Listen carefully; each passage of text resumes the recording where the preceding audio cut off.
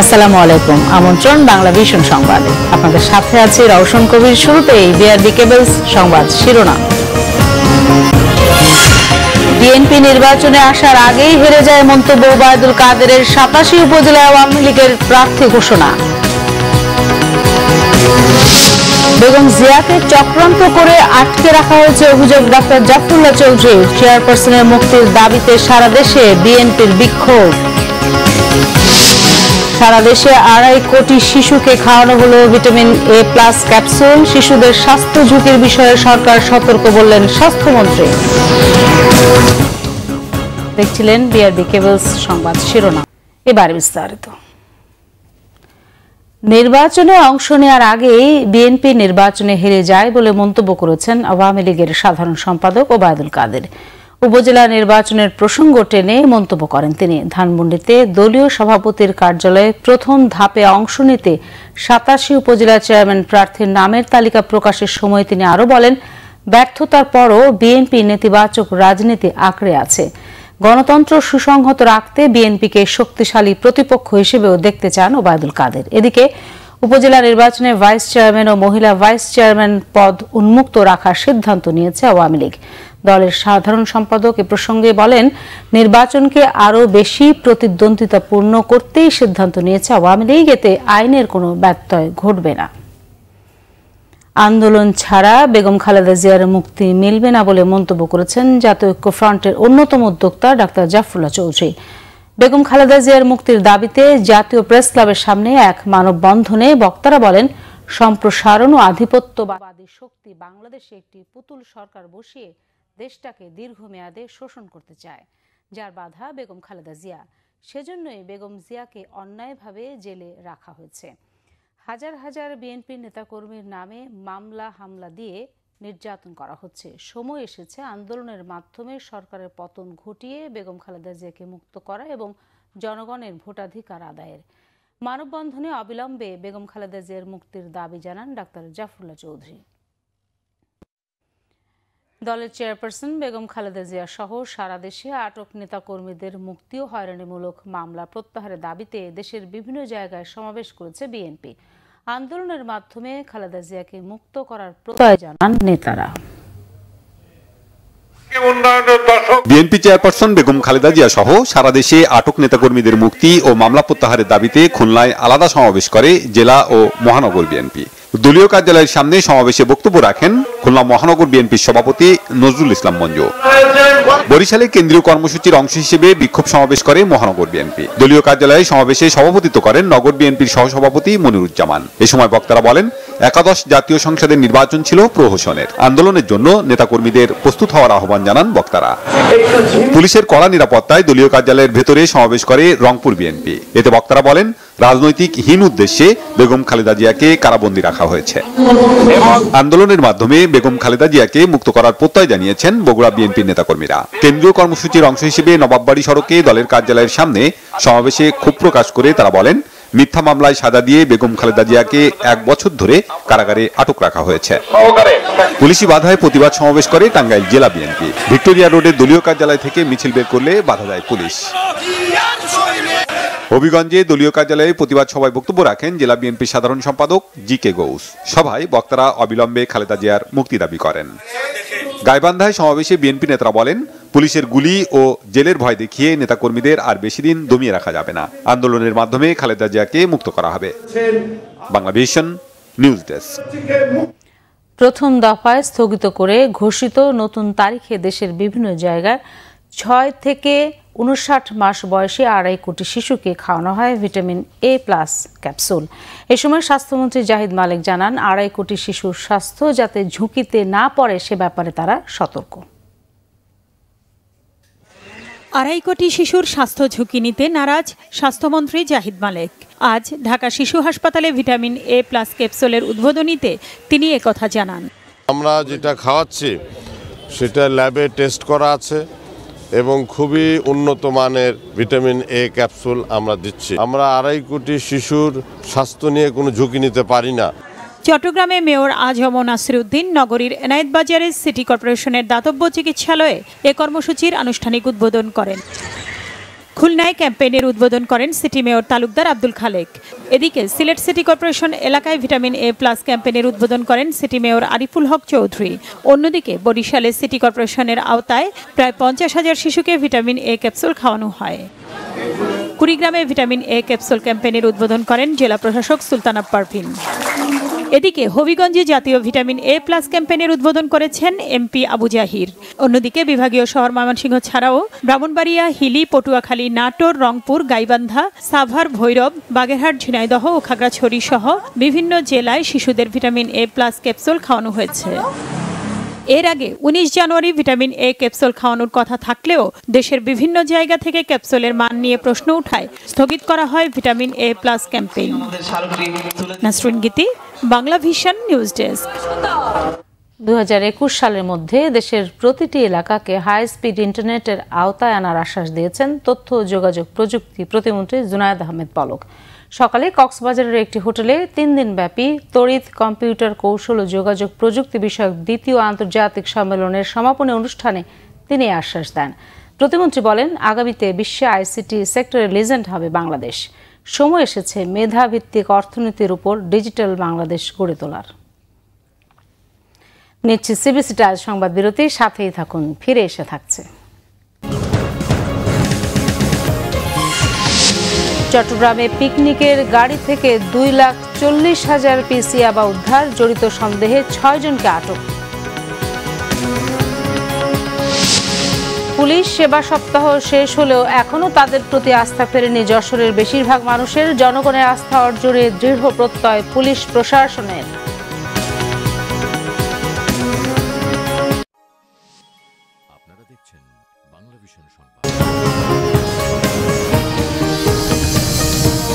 স্বাগত আরেকবার বাংলা ভিশন সংবাদে। চট্টগ্রামে বনভোজনের একটি বাস থেকে 2,40,000 পিস ইয়াবা উদ্ধার করেছে র্যাব। এতে জড়িত সন্দেহে 6 জনকে আটক করা হয়েছে। সকাল 7টায় মহানগরীর নতুন ব্রিজ এলাকায় অভিযান চালানো হয়।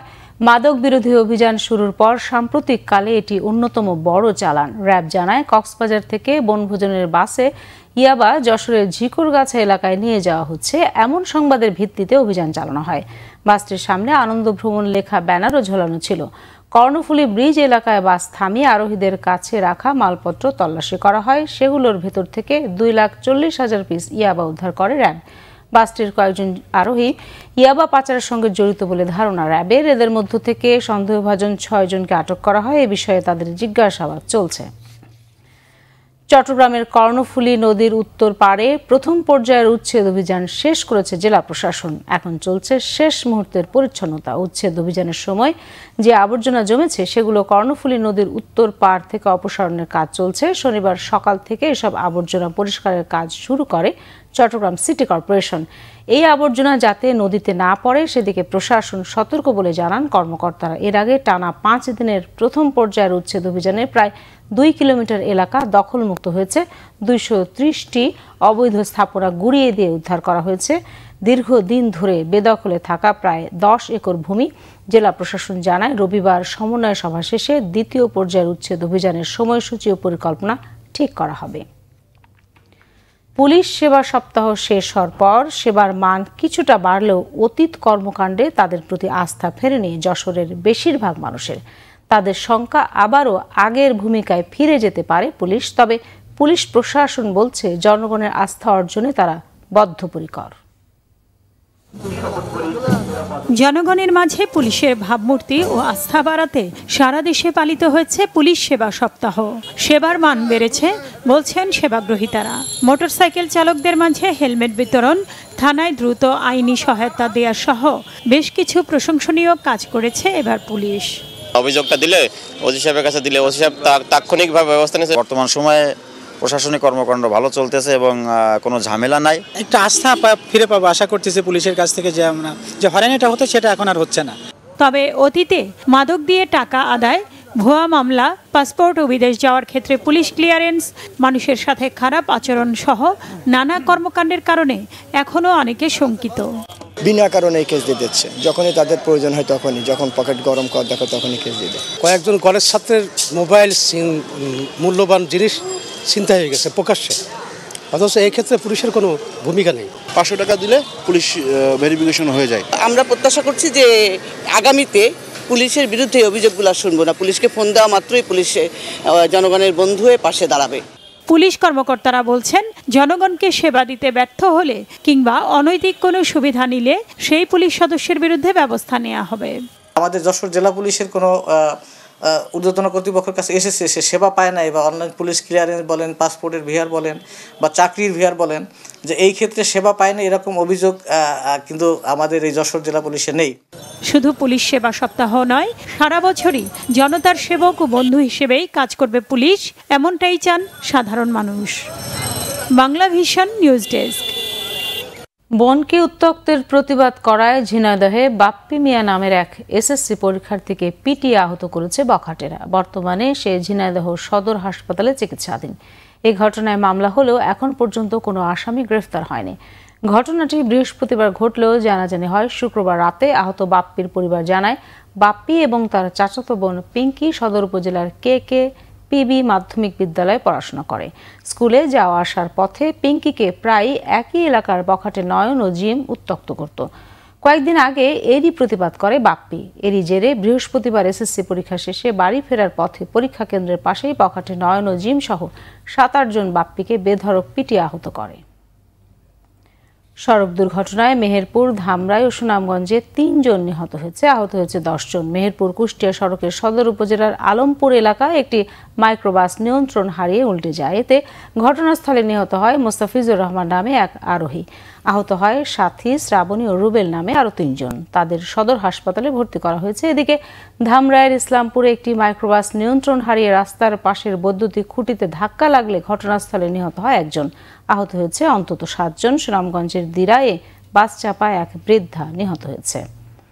লালমনিরহাটে ধরলার তীর সংরক্ষণ ও খনন কাজে অনিয়মের অভিযোগ উঠেছে। ড্রেজিংয়ের 6 মাস না যেতেই আবারও চর জেগেছে ধরলার বুকে। এতে ক্ষুব্ধ স্থানীয়রা। তাদের অভিযোগ, পানি উন্নয়ন বোর্ডের কর্মকর্তাদের সাথে আতাত করে প্রকল্পের পুরো টাকা তুলে নিয়েছে ঠিকাদারি প্রতিষ্ঠান। লালমনিরহাটের পাটগ্রামে বিলুপ্ত ছিটমহলের ধরলা নদী তীর সংরক্ষণ ও খনন কাজ শুরু হয় 2017 সালের নভেম্বরে। পানি উন্নয়ন বোর্ডের তত্ত্বাবধানে 24 কোটি 72 লাখ টাকা ব্যয়ে 2.5 কিলোমিটার ধরলার তীর সংরক্ষণ ও 4 কিলোমিটার নদী খননের কাজ গত বছরের জুনে শেষ করে ঠিকাদারি প্রতিষ্ঠান। স্থানীয়দের অভিযোগ, তীর সংরক্ষণের কাজ কিছুটা হলেও নদী খননের কাজ হয়েছে নামে মাত্র। ব্লক তৈরির কাজেও রয়েছে অনিয়মের অভিযোগ। যে নদী খুললো কোনো কামে লাগলো না, চরে রইলো। যদি ব্লক দিয়া খুলে তাহলে কাজ হবে। যে জায়গা খুঁজছে তা তো সামনের দিকে তো বালু আছে, ওই বালু সব বন্যাতে নামে এসছে, এখন ওই অবস্থায় আছে নদী। এত টাকা পয়সা খরচ করিয়া এই যে নদী যে কাটলো, কিন্তু কাম হলো না। বালা চড়ে বালা থাকি গেল, বালা উপরে তুলাইছে, বালা আসি আর খালটা উন্ডি গেছে। তবে অভিযোগ অস্বীকার করেছেন ঠিকাদারি প্রতিষ্ঠানের প্রতিনিধি ও পানি উন্নয়ন বোর্ডের কর্মকর্তারা। উজানের পাহাড়ি ঢল ও বন্যাকে দায়ী করেছেন তারা। ড্রেজিংটা একটা চলমান প্রক্রিয়া, এটা হলো মাঝে মাঝে মেনটেন্যান্স ড্রেজিং হবে, কারণ আমাদের ঠিকাদারের এখনো পিরিয়ড আছে, হলো জমানত পিরিয়ডটা শেষ হয়নি। আমরা যেগুলো জায়গায় চর জেগেছে সেগুলো জায়গায় ঠিকাদারকে আমরা নির্দেশ দিচ্ছি চর অপসারণ করার জন্য। নদীর স্বাভাবিক প্রবাহ ঠিক রাখতে তীর সংরক্ষণ সহ পুনঃখননের দাবি স্থানীয়দের। Bangla vision news desk. এবারে দেশের আরও কিছু অনুষ্ঠানের খবর নিয়ে রয়েছে একটি ডেস্ক রিপোর্ট। বেগম খালেদা জিয়ার আর ক্ষমতায় আসার কোনো সম্ভাবনা নেই বলে মন্তব্য করেছেন পানি সম্পদ উপমন্ত্রী AKM এনামুল হক শামীম। দুপুরে শরীয়তপুরের নড়িয়া উপজেলার উন্নয়ন ভাবনা নিয়ে জনপ্রতিনিধি ও আওয়ামী লীগের নেতাকর্মীদের সাথে মতবিনিময় সভায় এ মন্তব্য করেন তিনি।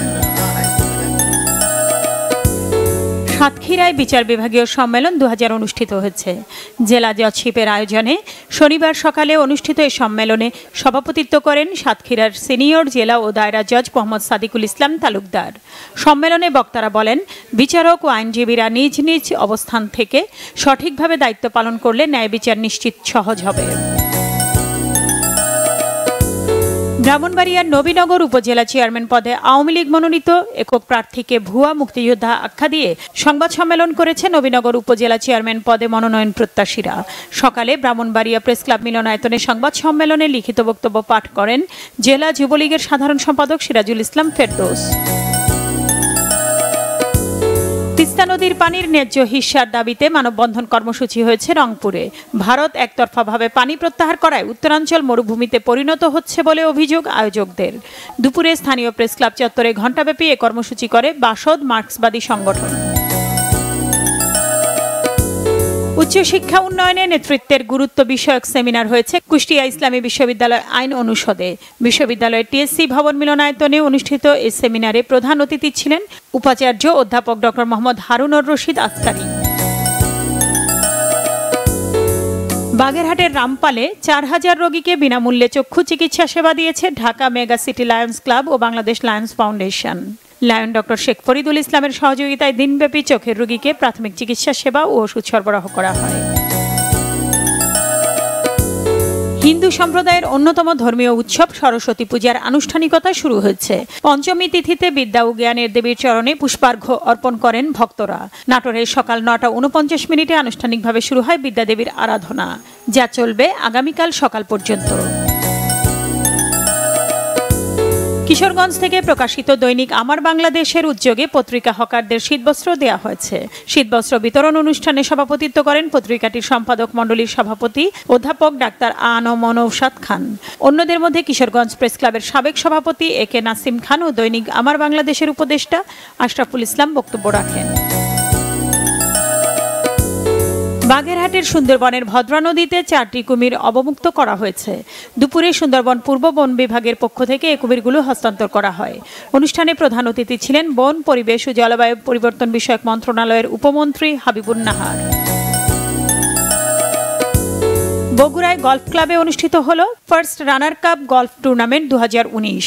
2 দিনের এই টুর্নামেন্টের উদ্বোধন করেন জিওসি 11 পদাতিক ডিভিশন ও Bogura area commander major general Mohammad Saiful Alam. এতে দেশের বিভিন্ন গলফ ক্লাবের গলফাররা অংশ নেন। অনুষ্ঠানে রানার গ্রুপের কর্মকর্তারাও উপস্থিত ছিলেন। নাসরিন গীতি, Bangla vision news desk.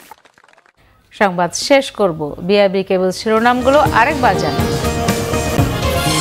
BNP নির্বাচনে আসার আগেই হেরে যায় মন্তব্য ওবায়দুল কাদেরের। 87 উপজেলায় আওয়ামী লীগের প্রার্থী ঘোষণা। বেগম জিয়াকে চক্রান্ত করে আটকে রাখা হয়েছে অভিযোগ ডক্টর জাফরুল্লাহ চৌধুরীর। চেয়ারপারসনের মুক্তির দাবিতে সারা দেশে বিএনপির বিক্ষোভ। সারা দেশে 2.5 কোটি শিশুকে খাওয়ানো হলো ভিটামিন A+ ক্যাপসুল। শিশুদের স্বাস্থ্য ঝুঁকির বিষয়ে সরকার সতর্ক, বললেন স্বাস্থ্যমন্ত্রী। এই ছিল এখনকার মতো। পরের সংবাদ সন্ধ্যা 7:30। এর আগে 6টায় রয়েছে নিউজ টপ 10 দেখার আমন্ত্রণ রইল। এছাড়া ফেসবুকে বাংলা ভিশন সংবাদ সরাসরি দেখতে লগ ইন করতে পারেন facebook.com/বাংলাভিশন। ধন্যবাদ সবাইকে এতক্ষণ সাথে থাকার জন্য।